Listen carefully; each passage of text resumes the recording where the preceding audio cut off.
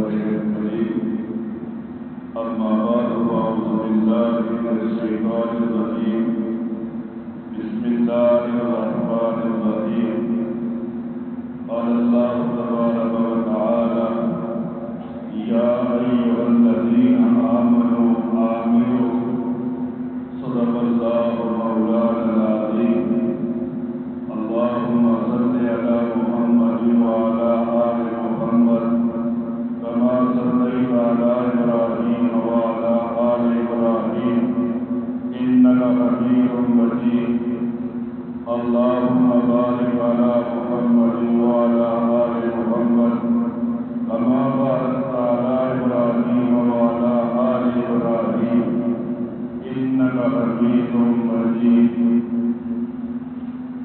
اللہ رب العزت کا انعام ہوا کہ نبی پاک صلی اللہ علیہ وسلم کی دو سنتوں میں سے ایک سنت آج مکمل ہو گئی۔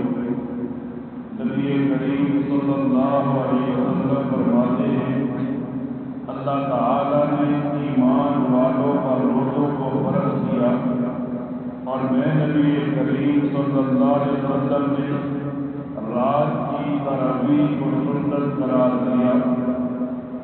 پھر محدثین لکھتے ہیں تراویح کی نماز پڑھنا علیحدہ سنت ہے اور تراویح میں قرآن کریم کا سننا علیحدہ سنت ہے۔ الحمدللہ آج قرآن کریم کا پڑھنا اور سننا مکمل ہوا۔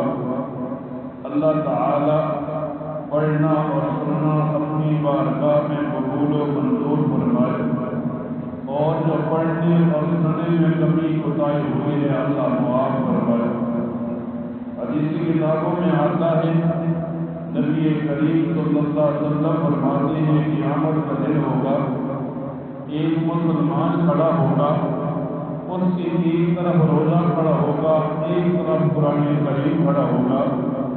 روزہ یوں کہے گا ہے میرے رب میں اسے صبح سے لے کر شام تک بھوکا پیاسا رکھا اور میں نے اسے سارا دن یوں گزار دیا، اب اس کے حق میں میری سفارش کو قبول فرما۔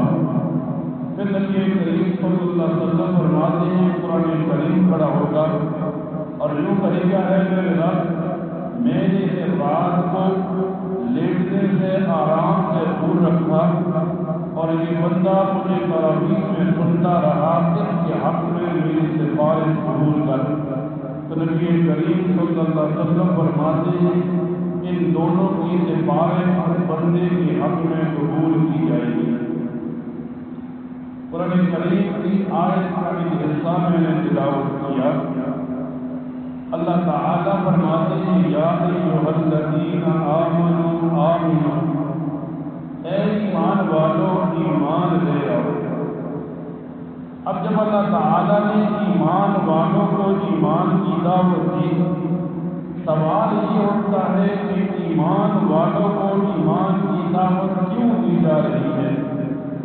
تو مفسرین کا جواب یہ دیتے ہیں کہ ہم دنیا میں آتے ہیں، کلمہ پڑھتے ہوئے مسلمان ہو جاتے ہیں، پھر ہمارا ایک ہی کام ہوتا ہے کہ ہم مسلمان دکھنے کی کوشش کرتے ہیں، مسلمان بننے کی کوشش نہیں کرتے۔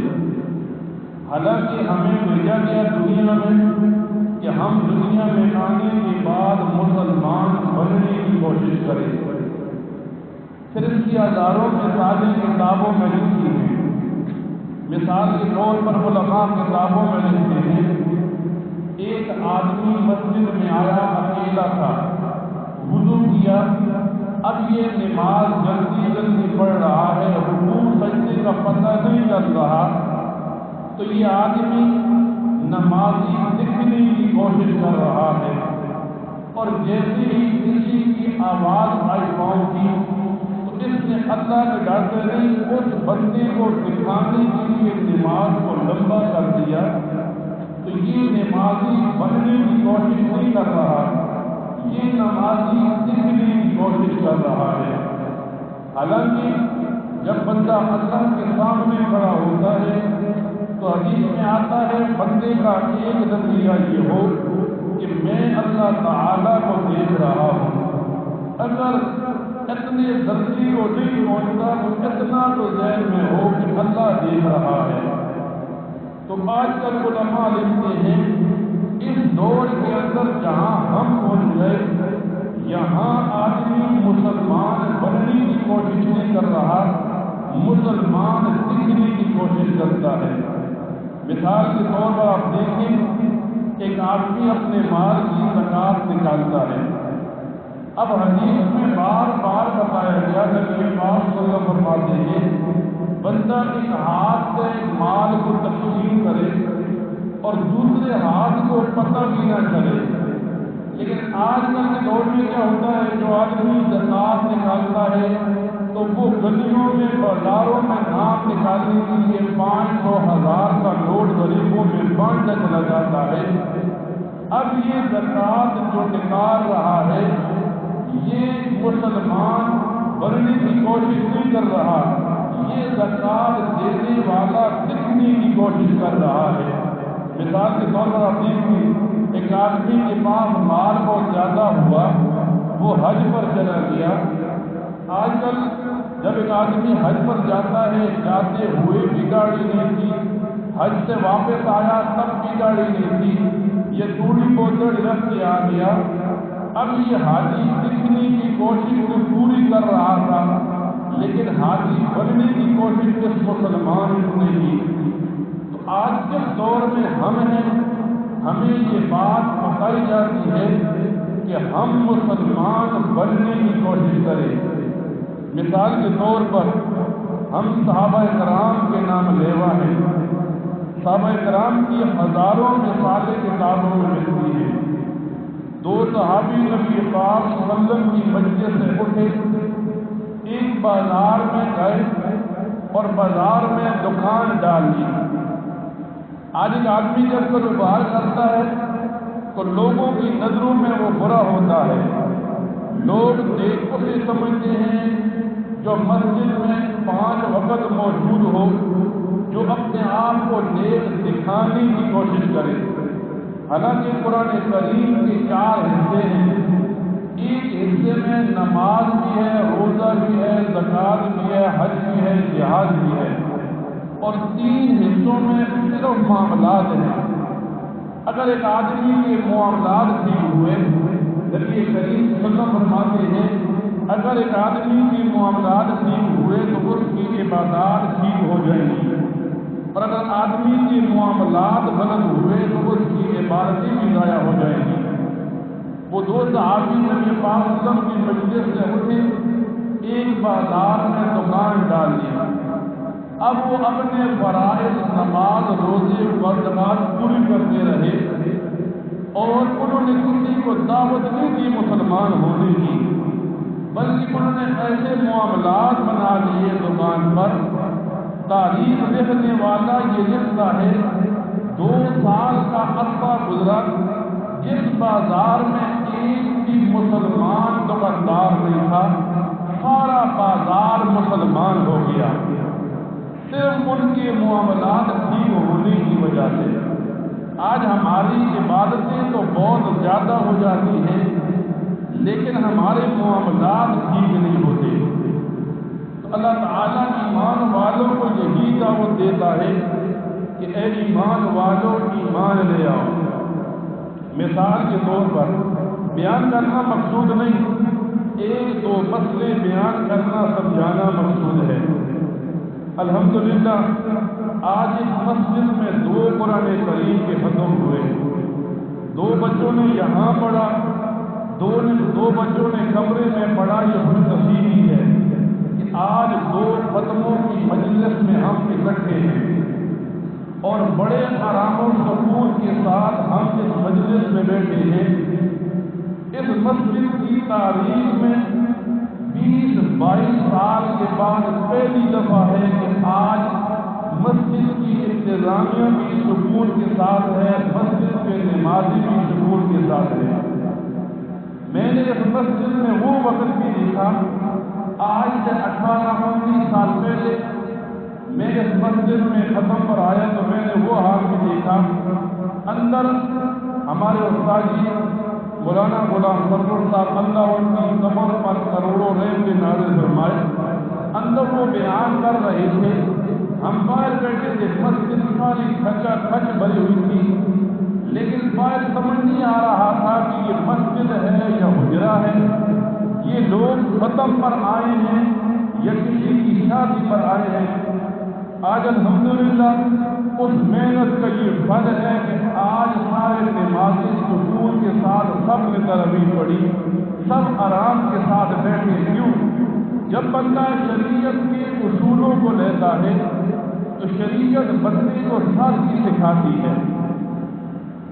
پچھلے کچھ سال نہیں ہوا ہم نے ایک مسئلہ چلایا کہ مسجد میں کھانا جائز نہیں ہے۔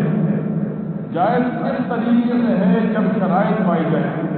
اب ہر آدمی کا اپنا ذہن ہوتا ہے، ہر آدمی اپنے ذہن کے مطابق سوچتا ہے۔ کچھ لوگ ذہن سے سوچتے ہیں، کچھ لوگ پیٹ سے سوچتے ہیں۔ اب جو آدمی ذہن سے سوچتا ہے شریعت کا مسئلہ آیا چپ ہو گیا، کچھ لوگوں نے پیٹ سے سوچا، شریعت کا مسئلہ آیا، سامنے چاولوں کا مجمع نظر آیا تو شریعت کو ایک کنارے پر رکھ دیا اور اپنے پیٹ کے لیے مسئلے کو ایک طرف رکھنے کی کوشش کی۔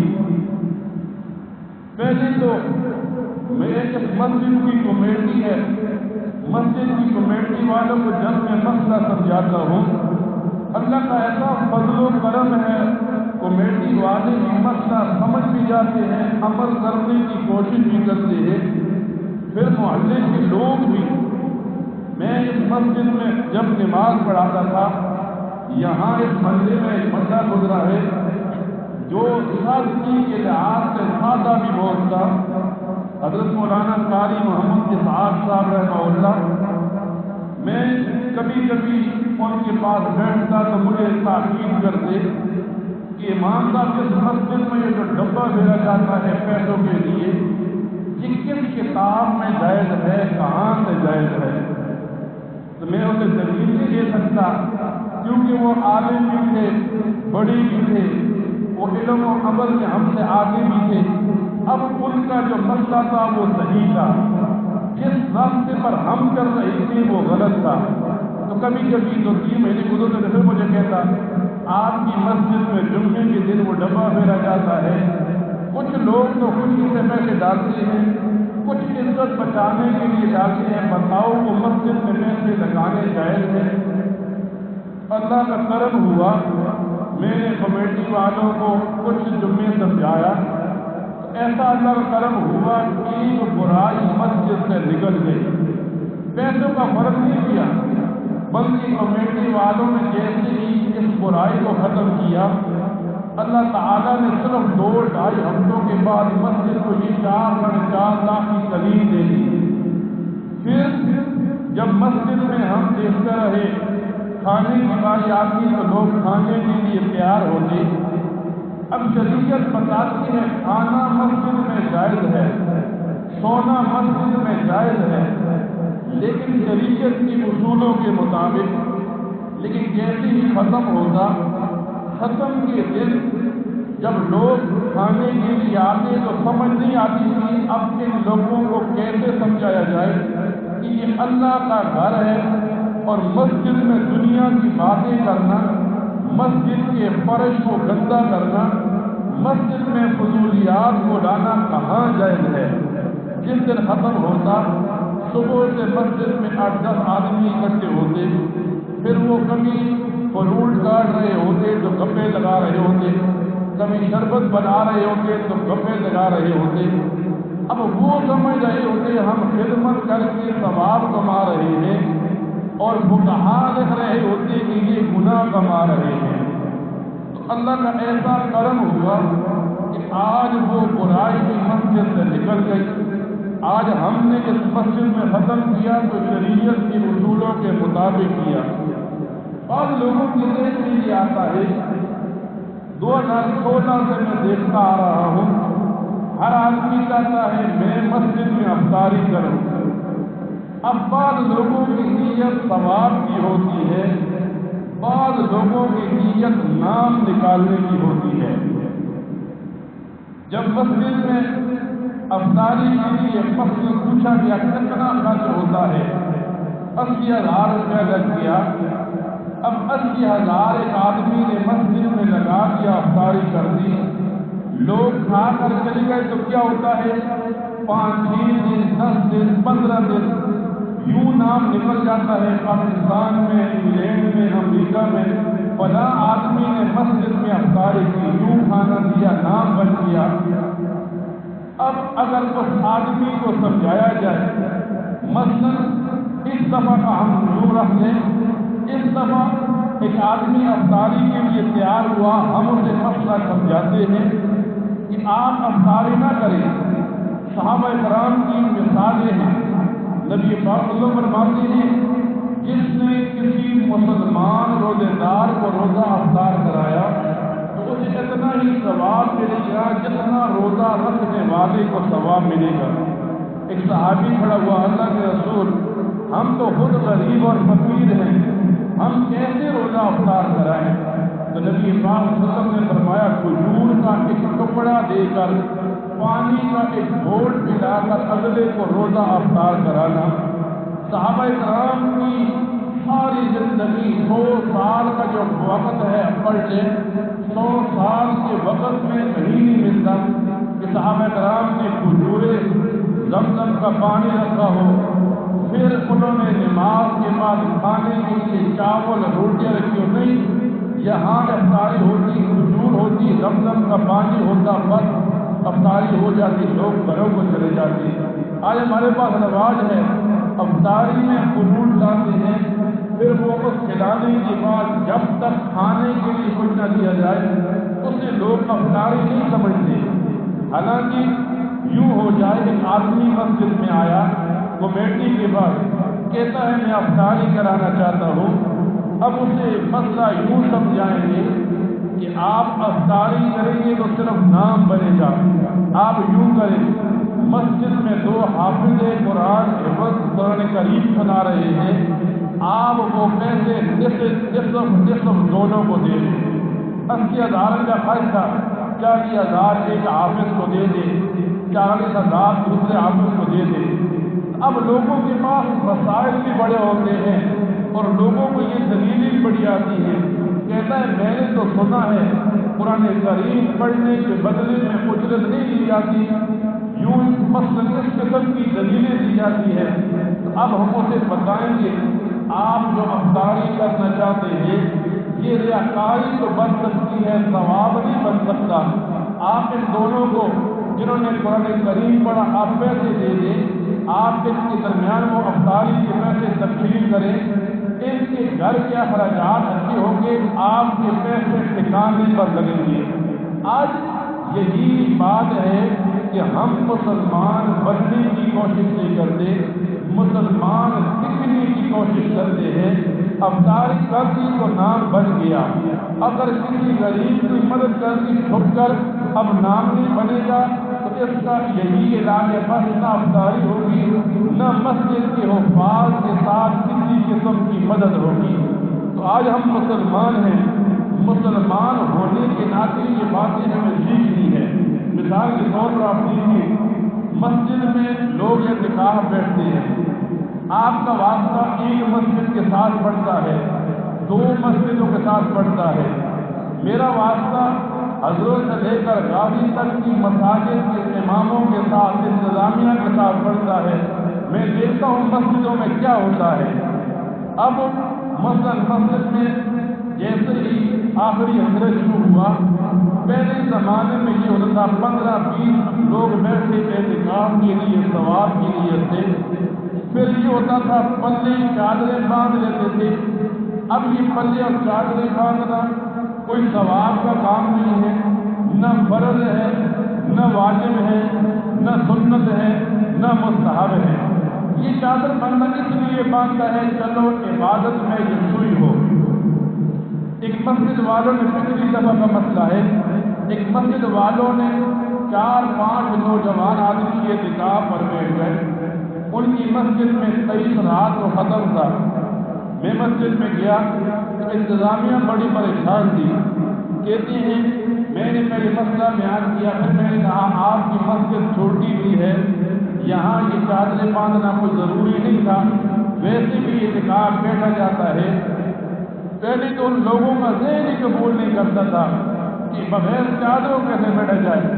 پھر جو مسجد کی انتظامیہ والے ہم کہنے لگے آج 3 دن ہوئے ہماری مسجد میں اعتکاف شروع ہوا، ہمارے جو اعتکاف والے ہیں سب کے پاس بڑے بڑے موبائل ہیں، بس یہ موبائل سے قرآن دیکھ کے پڑھتے ہیں، موبائل پر انٹرنیٹ چلاتے ہیں، پھر کبھی موبائل سے گھر میں فون کرتے ہیں، پھر یہ لوگ جب فارغ ہوتے ہیں مسجد کا اسپیکر کھول کر مسجد کی اسپیکر میں نعتیں لگاتے ہیں۔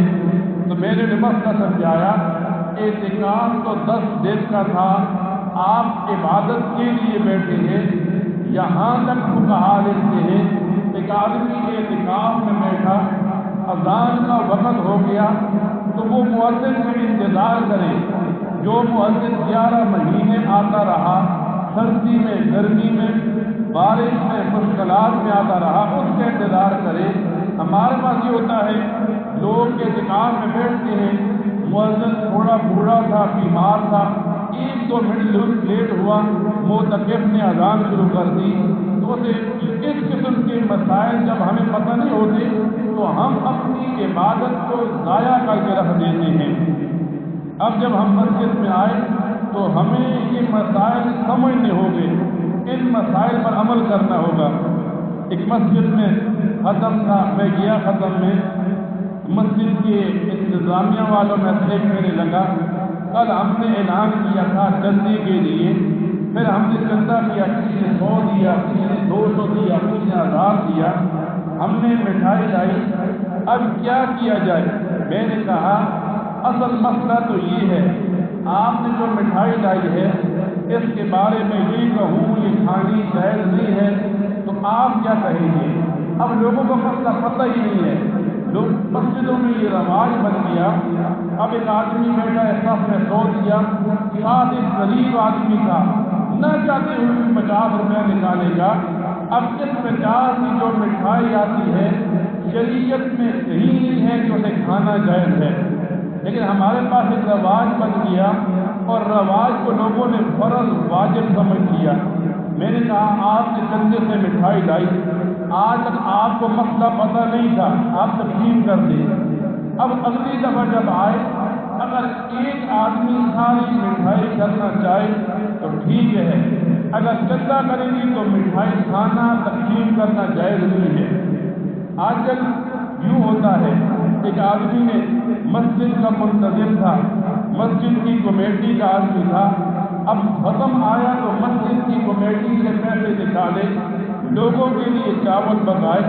اب اسے بتایا جائے گا مسجد کے پیسوں کا کوئی مالک نہیں ہوتا، اگر اس نے یہ چاول پکائے ہیں اب ہو تو یہ اپنی طرف سے پیسے ڈال کر مسجد کو پورے کرے، کیوں؟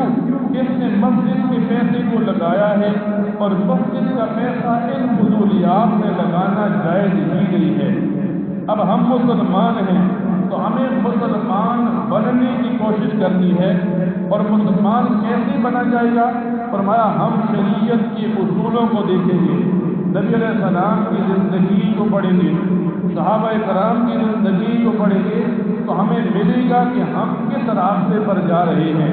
آج آپ دیکھیں آپ کتنے اطمینان کے ساتھ بیٹھے ہیں، اگر آج ختم کے بعد یہاں مسجد میں 5-10 جگہ ہوتی تو یہاں بندے مٹتے نہیں، اندر بھرا ہوتا، باہر بھرا ہوتا۔ اب ہو تو یہ جن لوگوں نے تراویح پڑھی ہیں ان کے لیے ہر قسم کی سہولیات ہو تاکہ وہ مسجد کی طرف آنے کی کوشش کرے، مسجد میں نماز پڑھنے کی کوشش کرے۔ تو ہم جب ان مسائل کو سامنے رکھتے ہیں، 2-3 سال پہلے کی بات ہے، آدمی مسئلہ نہیں پوچھتے، پھر مسئلہ ہو جاتا ہے، مثلا طلاق کا مسئلہ آتا ہے، خامن بیوی کو غصے میں طلاق دے دیتا ہے، پھر مسئلہ پوچھنے آتا ہے، کہتا ہے میں نے غصے میں طلاق دی۔ طلاق تو ہمیشہ غصے میں ہوتی ہے، کب کس نے لاڈ اور پیار میں طلاق دی؟ 2-3 سال پہلے ایک عالم نے مسئلہ پوچھا، میرے والدین باہر ہوتے ہیں، دونوں شوگر کے مریض ہیں، میں کیا کروں؟ میں نے کہا دونوں کی طرف سے فدیہ دے دو۔ جو آدمی روزے نہیں رکھ سکتا، روزوں کا فدیہ دیا جاتا ہے۔ اس نے یوں کیا، والد اور والدہ کی طرف سے جو فدیہ بن رہا تھا وہ پیسے اکٹھے کیے، 2-3 چاول کی دیگیں پکائیں، محلے کی افطاری کر دی۔ میں بھی اس محفل میں بیٹھا تھا، میرے دماغ میں ویسے ہی کھٹک رہا تھا، یہ بجلیوں کے پیسوں کے چاول ہیں۔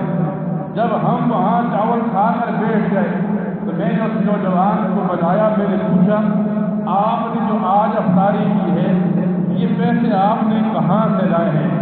اپنی طرف سے کی ہے یا والدین نے بھیجی ہے؟ کس نے بھیجی ہے؟ کہتا ہے میں نے آپ سے 3 دن پہلے مسئلہ پوچھا تھا، آپ کہہ رہے تھے دونوں کی طرف سے 60 من گندم 60 کلو گندم بنتی ہے، اجور کا حساب کر لیں، اس وقت سے حساب کر لیں۔ کہتا ہے میں نے پیسوں کا حساب کیا اور میں نے کہا چلو لوگوں تک یہ کھانا پہنچ جائے گا۔ تو میں نے اسے کہا افطاری کا ثواب آپ کو پورا مل گیا، لیکن اب جو پیسے فدیے کے تھے وہ آپ کے جیب سے دوبارہ نکلیں گے۔ یہ جو پیسے ہیں یہ آپ کے فرض ہو گئے۔ فدیے کے پیسے کسی غریب نادار کو مالک بنانا ضروری ہے۔ اب ہم جب ان مسائل کو سنتے ہی نہیں، ان مسائل کو پرکھتے ہی نہیں، پھر ہم ایک نیکی کا کام کر رہے ہوتے ہیں اور یہ نیکی ہمارے لیے وبال جان بن جاتی ہے۔ اللہ کا کرم ہے کہ ہم مسئلہ سنتے ہیں، اللہ کا کرم ہے اس محلے پر۔ میں تقریباً 8-9 دن ہو گئے روز کسی نہ کسی مسجد میں جاتا ہوں۔ مسجد میں جب میں دیکھتا ہوں مسجد کی انتظامیہ کمیٹی والے مسئلہ سننے کی کوشش نہیں کرتے، پھر مقتدیوں کو مسئلہ بتایا جائے ان کے ماتھے پر سلوٹیں بنتی ہیں، یہ مسئلہ ہم نے پہلے سنا ہی نہیں۔ مسجد کا امام ڈر کی وجہ سے مسئلہ بیان نہیں کرتا، مصلی بچانے کے لیے کہیں مقتدی خفا نہ ہو، کہیں کمیٹی والے خفا نہ ہو۔ اللہ کا کرم ہے اس محلے پر کمیٹی والے جب بھی مسئلہ سنتے ہیں عمل کرنے کی کوشش کرتے ہیں۔ اس محلے کے لوگ جب بھی مسئلہ سنتے ہیں عمل کرنے کی کوشش کرتے ہیں، تو یہ اللہ تعالیٰ کا انعام ہوتا ہے کسی پر کہ مسئلہ سن لے اور سننے کے بعد عمل کرے۔ جب ہم نے ایک نظام کو چلایا، اب ہم اس مقام تک پہنچ گئے کہ ہم کسی کو کہہ سکتے ہیں ہم نے ختم بھی کیا ہے اور ختم بھی شریعت کے اصولوں کے مطابق کیا ہے۔ ہم نے ختم کی تقریب کی ہے، جیسے کتابوں میں لکھی ہے ہم نے ویسے کی ہے، تو یہ ہمارے کہنا وجہ ہے کہ ہم نے ویسا کام کیا جیسا شریعت ہمیں اجازت دیتی ہے۔ تو اللہ کا کرم ہوا، آج یہاں ختم ہوا اور ختم بھی شریعت کی اصولوں کے مطابق ہوا، جیسے ہم چاہتے تھے وہ کام ہوا۔ جو مسجد میں 20-22 سال سے مسئلہ چل رہا تھا چاول کھلانے کا، کبھی ختم کی بات، کبھی افطاری کے وقت، تو الحمدللہ اس قسم کی بری رسومات ختم ہو گئی۔ لوگ سمجھتے ہیں فلاں مسجد میں ہوتا ہے، مجھے بعض لوگ کہتے ہیں وہ نہیں چھوڑو فلاں مسجد میں تو ہو رہا ہے۔ میں کہتا ہوں یا تو اس مسجد کا امام جاہل ہے یا اس مسجد کا امام مقتدیوں سے ڈرتا ہے کہ حق مسئلہ بیان کرنے کی کوشش نہیں کرتا۔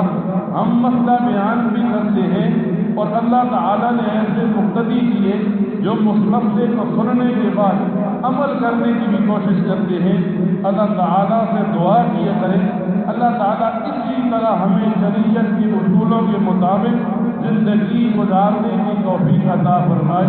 وآخر دعوانا الحمد للہ رب العالمین۔ الحمد للہ رب العالمین۔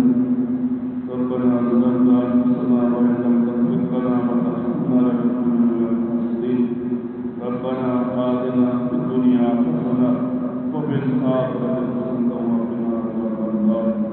یا اللہ رب العزت آج تیرا قرآن کریم پڑھا گیا، اللہ اس قرآن کریم کا پڑھنا اپنی بارگاہ میں قبول و منظور فرما۔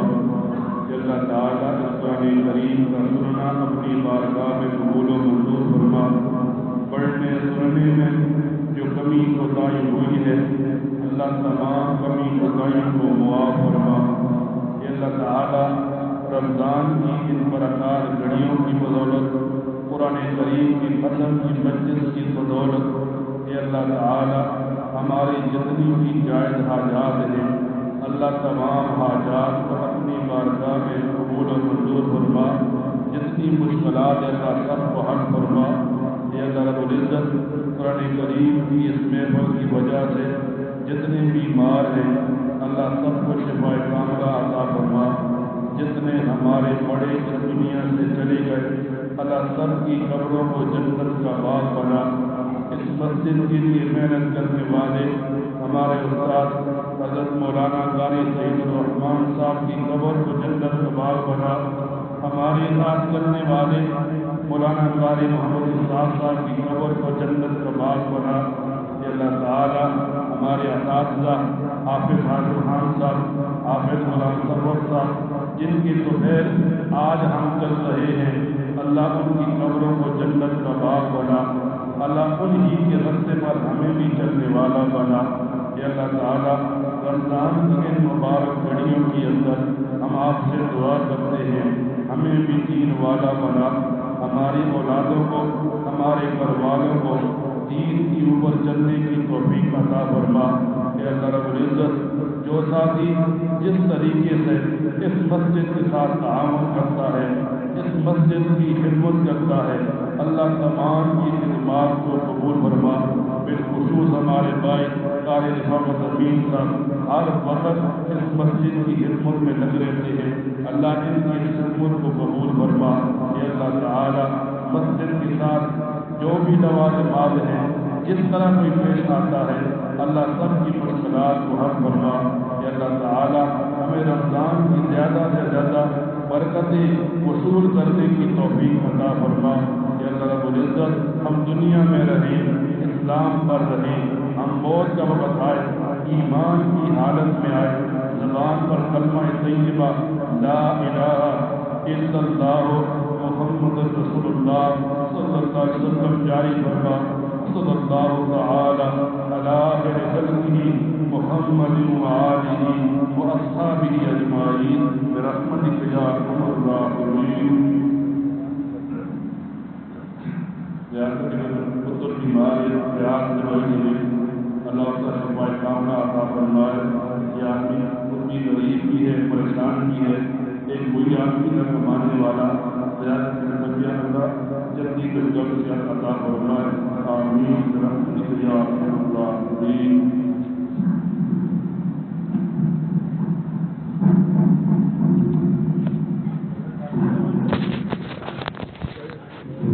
سارے ساتھی 2 منٹ دے ہو جو سارے ادھر ہی